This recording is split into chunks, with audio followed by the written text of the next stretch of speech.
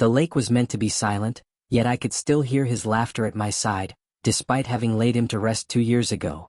It was the kind of silence that deceives your memory, offering not love but a hollow echo. We used to say this place would be our last chapter. I returned alone to pen it.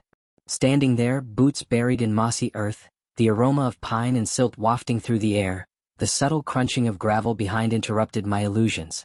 I turned, anticipating wildlife or wind, and instead faced a woman adorned with pearls, clutching a clipboard as if it was her weapon.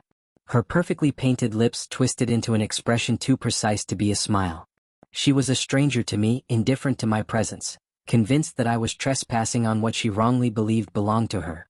Unbeknownst to her, I owned the land, having made sacrifices to be here, and she certainly didn't understand what I was capable of if anyone attempted to strip away the last vestiges of my solace. I arrived as dawn cast away the night, the lake's surface shimmering with the deceptive allure of golden yet poisonous oil. My truck halted on the gravel road to a clearing where a foundation, poured decades ago, had been left to age. I recalled the photograph found online when the plot was listed, overlooked and abandoned. That unclaimed piece felt like a secret corner of the world where I could slip in unnoticed and begin afresh. Yet I was learning that peace here was earned, not given. As I lowered the tailgate to unload the first box, I heard her. No footsteps, just a voice. "Excuse me," she said in a tone softened but edged. Squinting against the sun, I saw she was perhaps in her late 60s, dressed for a garden party, her grip on the clipboard making clear this wasn't a social visit. "Are you from the renters approved by the HOA board?" she inquired, her brows taut in anticipation of my apology. I replied calmly, "No, I've purchased this land, it's mine now." Her reaction was immediate. Her mouth remained unmoving, yet her eyes broadcast disbelief, denial, and more, as if ownership slipped through her fingers. "That can't be correct," she challenged. "This plot borders the green belt. HOA oversight encompasses lakefront buffer zones. Without board approval, the purchase is invalid." Without haste, I produced a folded document from my satchel, the deed, notarized and marked by the county clerk. Her eyes scanned it, seeking a loophole to exploit, but there was none. "This land was never part of Meadowview's charter. Privately owned, I acquired it legitimately, no HOA approval needed," I explained serenely. Her face twitched and used to defeat. "You must adhere to architectural guidelines. We uphold standards of cohesion here," she insisted. I nodded, my smile cold. "I'll consider it, but as mentioned, I'm not part of your HOA." Her departure resembled a reluctant surrender, her figure disappearing down the trail, and only then did my heartbeat return to normal. I had navigated loss, insurmountable debts, and funeral arrangements amidst tears, yet this woman's assumption, that my solitude warranted her oversight, felt more intrusive. Nonetheless, I resolved to find peace, not conflict. In the following days, I maintained my privacy, cleared brush, cleaned the old fire pit by the shoreline, and even hung a wind chime from a dogwood branch, his favorite. I stayed within my boundaries, never trespassing into HOA zones. Yet somehow I remained the outsider. On the second day, a man in a golf cart passed thrice, his radio blaring across the lake. On the third, I discovered a lawn sign near the path to my cabin site, demanding community members only beyond this point. I removed it and gently leaned it against a tree. By week's end, it escalated beyond passive signs and drive-bys. A notice, conspicuously lacking an official header, found its way taped to my truck's windscreen. Upon reading the line stating, "Failure to comply with HOA aesthetic guidelines will result in fines," my hands trembled, not from fear but sheer frustration. They aimed to exhaust me, to undermine the safety and stability I had meticulously rebuilt over the years.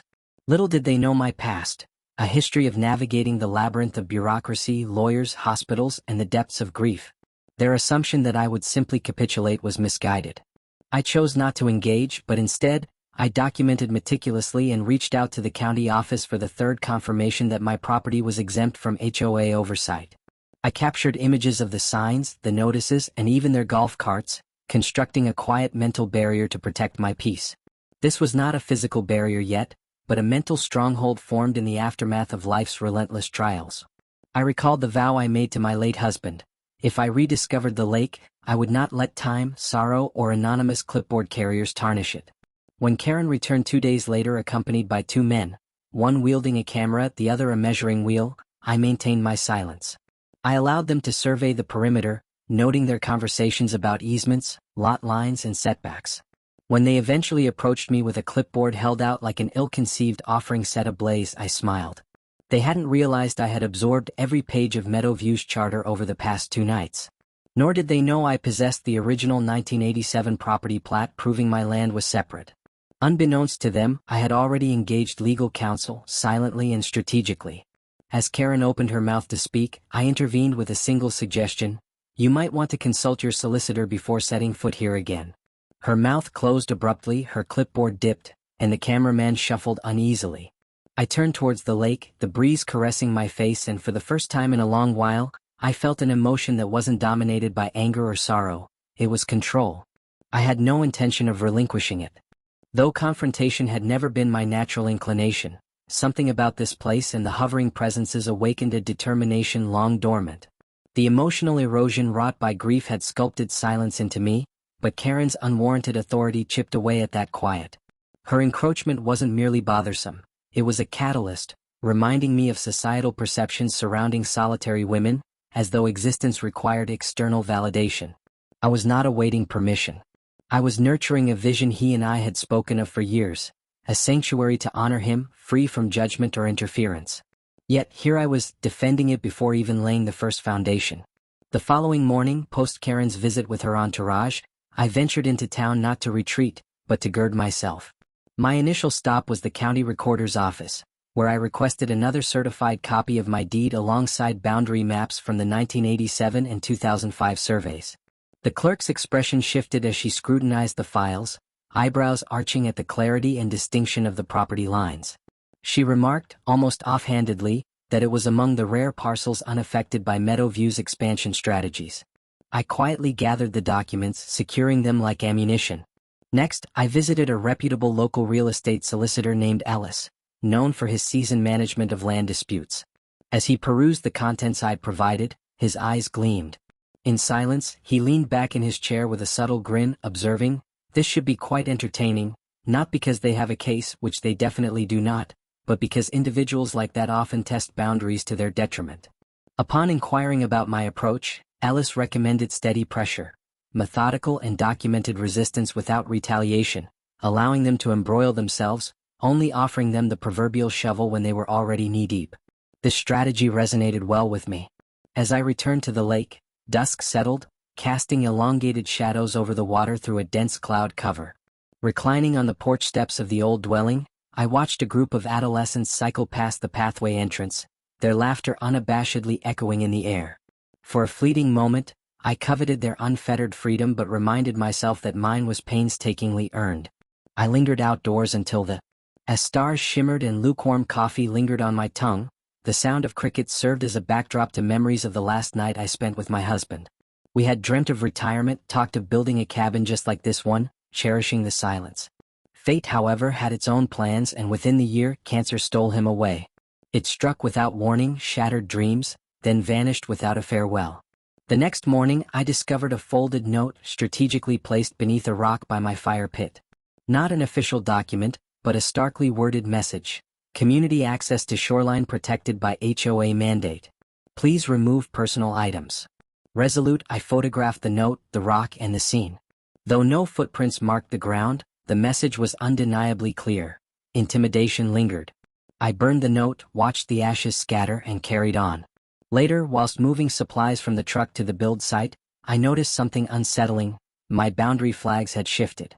Not torn out, merely nudged to suggest my land encroached on HOA territory. But I knew their precise placement, verified by the surveyor's GPS Resolute.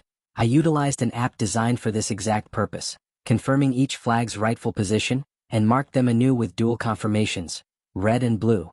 I promptly emailed the data and accompanying photographs to Ellis.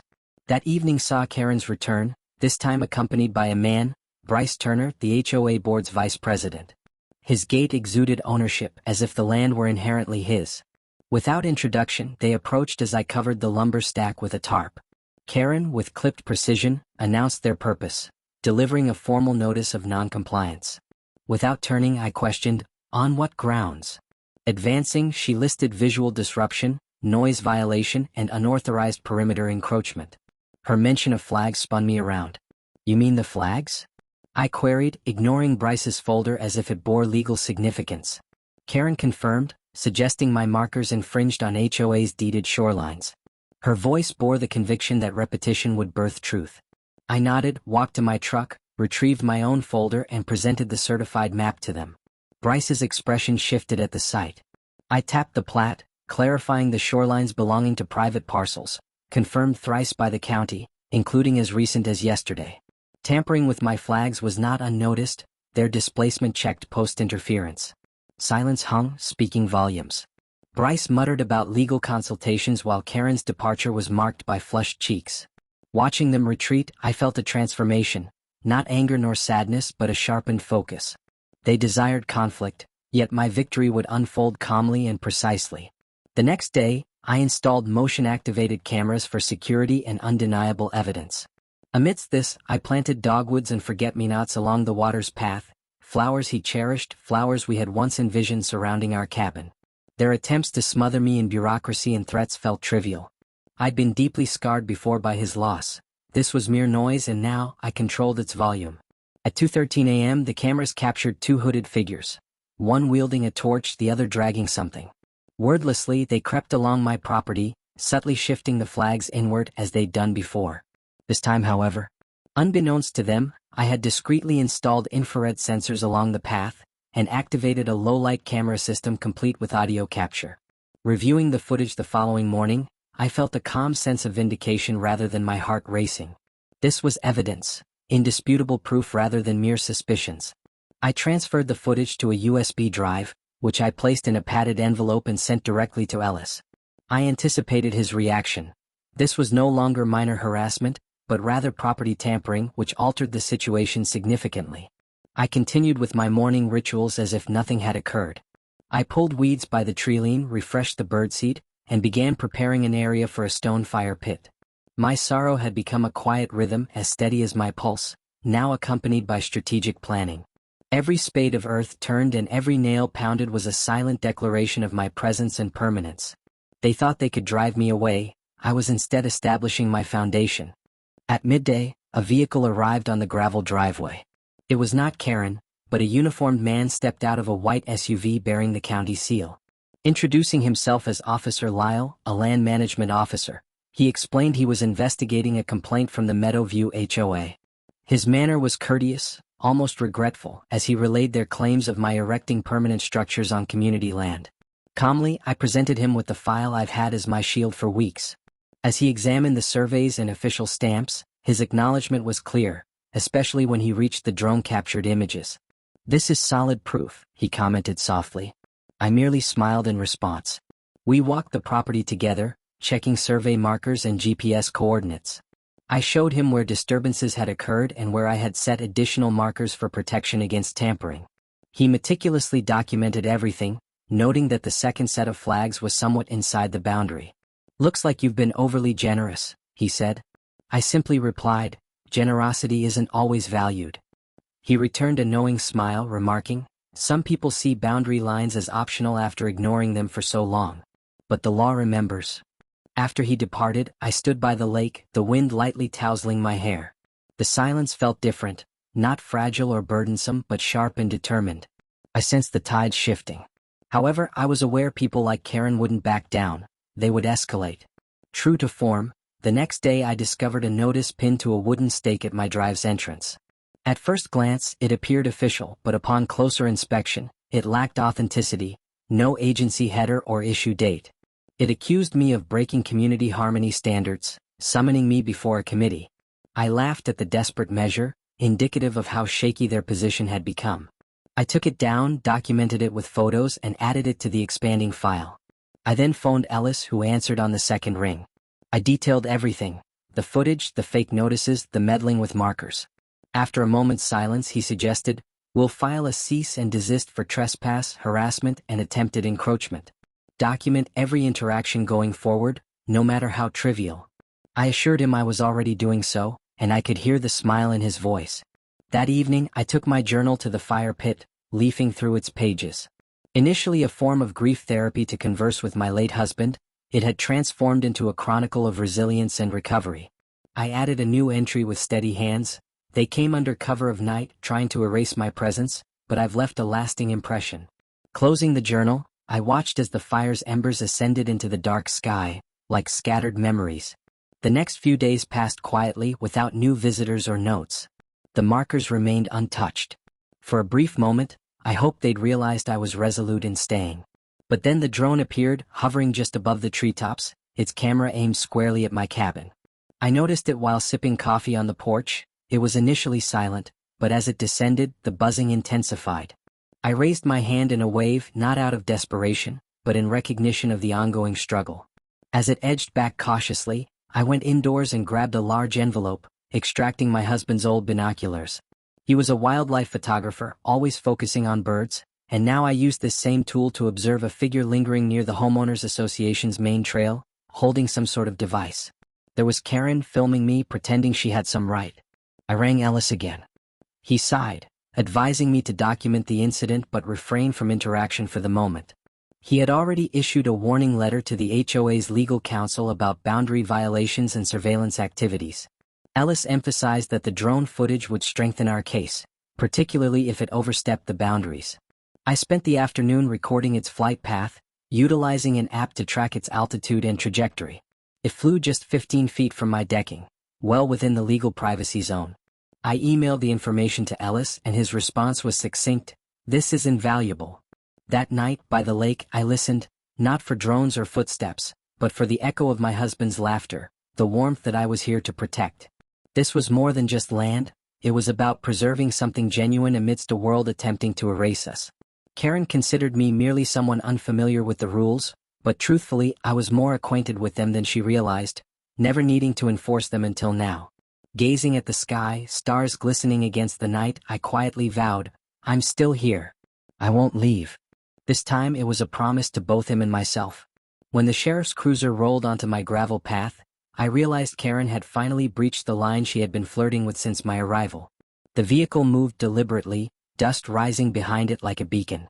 As the door opened, I half expected some HOA minion with authority, but the man who emerged was calm-eyed, heavy-set, bearing the fatigue of one summoned for unwelcome matters. He surveyed my uncompleted cabin, then me standing confidently with a coffee mug, devoid of fear.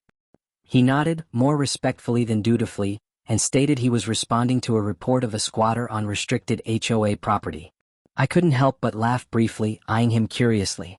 I handed him the folder I had been clutching defensively, now bulging with information. He accepted it without resistance, flipping it open on the cruiser's bonnet. He read wordlessly, tracing each page with his thumb. When he reached the survey maps and GPS logs, he grunted softly, shut the folder, and regarded me with a mix of amusement and pity.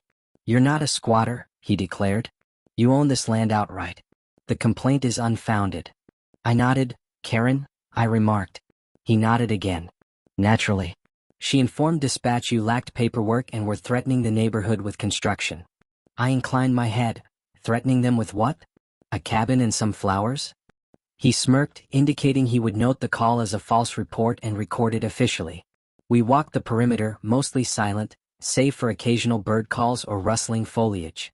He halted where I showed him the tampered markers, seeming impressed by my motion cameras. "Most don't think to document like this," he admitted. I shrugged. "Grief teaches you preparation for wars not of your making." He didn't question further, merely tipped his hat on our return and instructed me to contact him if it occurred again. It did. 2 days later, a certified envelope arrived containing a cease and desist letter, not from the HOA attorney but personally from Karen. She had printed it on Meadowview letterhead, likely using her own printer, describing my cabin foundation with terms like visual intrusion and disruptive development. She referenced fictitious zoning laws, claimed violations of imaginary ordinances, and concluded with a threat of legal action. I scanned the letter into the email chain with Ellis, who responded swiftly, noting her legal blunder of utilizing HOA letterhead without board approval. "Impersonating authority with threats is a serious offense. I'll manage it." The following day Karen returned. She wasn't alone. Accompanying her were 2 women, each with a Meadowview badge attached to their cardigans, lingering at the edge of my driveway as if I were a dangerous animal penned up. Karen advanced, clipboard in hand, her lips forming a rigid line. She began reading aloud from a paper, mentioning community trust and collective harmony, but I interrupted firmly, raising my hand. "You're trespassing. You've been warned before.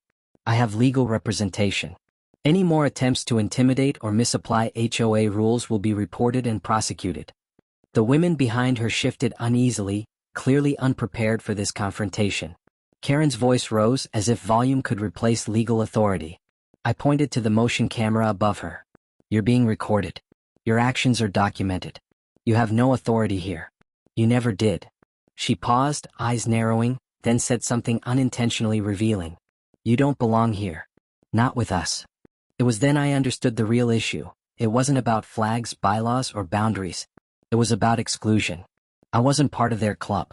I didn't play bridge at the community center, host wine evenings, or decorate with thematic flags.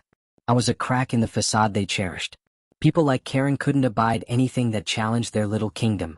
I said nothing further, merely walked past her and picked up my phone to contact the sheriff's non-emergency line.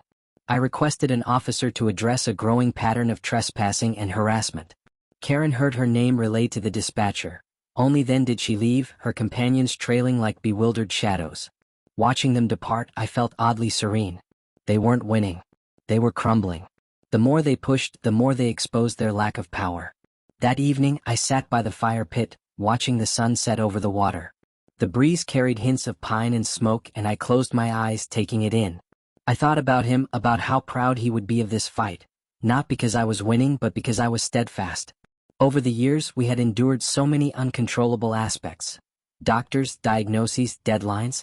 But this time I wasn't giving in. Not to anyone, especially not to someone armed with a fake title and a clipboard of lies. As stars appeared one by one, I contemplated Karen's potential moves, but knew my own. I would continue building. Finish the cabin, plant the garden, and cultivate a life from the very ground she claimed. I would do it without theatrics or vengeance, just with steady, deliberate resolve. This wasn't just land, it was legacy, and I was done letting anyone attempt to erase it. 2 weeks had passed since Karen's last stunt, yet silence in her world never meant surrender. I had learned that quiet from people like her often signaled something calculated happening behind the scenes. Thus I didn't relax. I kept building, laying down the subflooring with careful precision, each board nailed into place with a deliberate rhythm. Each strike of the hammer affirmed my permanence. The walls came next. My grief embedded itself within the structure, woven into the foundations, anchored in every corner. You would have loved this, the simplicity and strength, but I carried on alone. Then came the envelope, left under my truck's windshield early one morning, before the dew had evaporated. No return address, no stamp, just my name typed in capital letters. Already suspecting it wasn't from any official agency, I opened it. Inside were printed screenshots of social media posts, photos of me, the cabin, the lake, all taken without my knowledge. Some angles were obviously from neighboring yards. Others, so close, must have been captured with a long lens. Comments, scrawled in ink beside each photo, labeled me disruptive. Evident disapproval from the HOA made it clear. Outsiders were not welcome. I felt a chill as I realized this wasn't merely about Karen's fixation. It was an orchestrated campaign to cast me as the antagonist in a narrative I never signed up for. I gathered the accusing photos, brought them inside, and placed them on my worktop. There were no tears, no panic. Instead, I brewed a robust cup of coffee and methodically recorded each image in my harassment journal. From the shadows and angles, I deduced where each photo was likely taken. I included screenshots from my surveillance system, noting suspicious activities from nearby properties, and cross-referenced license plates of vehicles drove past with the timestamps of the photos. I wasn't seeking revenge, but out of necessity, I assembled my evidence against those like Karen who justified their unfounded fears by casting out those who didn't conform. Later, I headed into town to meet Ellis. At his office, I handed him the envelope and watched his expression shift as he reviewed its contents. After a moment of silence, he leaned back in his chair. "This isn't just harassment anymore," he declared. "It's an invasion of privacy. This breaches legal boundaries." He continued, "No more warnings, no more letters. It's time to bring this to court." As I nodded, the weight of the situation pressed heavily upon me. I never intended to start a conflict, but when someone keeps hurling accusations, you eventually build your defenses. Driving back, I passed the Meadowview Community Board, installed outside their clubhouse amidst meticulously pruned bushes. I slowed to observe the notices. Among the usual postings about lost pets and yoga classes was a flyer printed on pink paper, featuring an image of my cabin's framework with a bold red question mark superimposed over it. "Do we know who she is?" read the headline with text below alleging that my construction was illegal and challenging my land ownership as well as my adherence to community values. Although the flyer bore no author's name, everyone knew its origin. I didn't take it down. Instead, I took a photograph and left it there for all to see. This wasn't just petty backbiting, it was public and traceable. I sent the image to Ellis and drove home in silence, gripping the wheel tightly. Upon arriving at the lake, I spotted a man near my boundary markers. He wasn't from the HOA. Dressed in work boots and a faded cap, holding a weathered clipboard, he introduced himself as Tyler, a county-appointed land surveyor conducting a routine spot check on an unregistered construction complaint. Although skeptical of coincidences, I decided to trust him and walked him through the property, answering his questions and showing him the deed and permits. As he examined the documents, his interest grew. After about half an hour, he closed his clipboard and assured me everything was in order, noting how straight my boundary markers were, the best he'd seen all month. I thanked him, pondering how long it might take before Karen accused him of conspiracy too. That evening, I settled by the fire with my journal in hand. I meticulously recorded the day's occurrences, the envelope, the photos, the flyer, the surveyor, letting facts, not emotions, guide my pen. This wasn't a fight to be won by shouting louder, it was one of endurance. I turned back to the journal's earliest pages, recollecting my arrival armed only with boxes and memories. So much had transformed both around and within me. No longer did I feel small or merely surviving. I was defending something sacred now, a promise, a dream, a piece of land turned into a testament for the one I love. No amount of photography or false community accusations could take that from me. As the fire crackled beside me, I gazed across the dark water at the flickering lights of Meadowview homes, their safe, curated glow behind drawn curtains, and I didn't envy them. I felt a mix of pity and detachment towards them, these individuals terrified by anything that disrupted their tidy, preconceived notion of the world. I was never truly a part of their circle, and despite the flyers they distributed or the complaints they lodged, I had no intention of leaving, not now, not ever. This was my territory, my narrative, with them relegated to mere footnotes. The evening before the hearing, a fierce storm swept in, not a gentle drizzle, but a raging tempest that lashed the lake and shrieked through the woods as if a dormant force had found its voice. Sitting in my half-finished cabin, accompanied by flickering candlelight and the soft crackle of a dwindling fire, my heart weighed heavy. This wasn't fear, but the burden of isolation and the relentless opposition from individuals like Karen, who sought to suppress me under fabricated regulations and subtle intimidation. Yet that night, the storm seemed to resonate with my struggles, either mourning alongside me or forging a new path.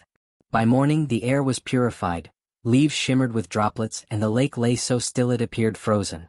I dressed in dark jeans, boots, and the jacket he always said made me appear courageous even when I wasn't. Packing a folder, a journal, and 2 USB drives filled with documentation, I drove into town, negotiating familiar turns until I reached the Meadowview Community Center, scene of the so-called disciplinary hearing, a gathering I had never consented to but was advised to attend to expose the extent of their charade. The car park was brimming with high-end vehicles neatly aligned, a spectacle rather than a meeting. Inside, the room was colder than anticipated, not by temperature but by atmosphere.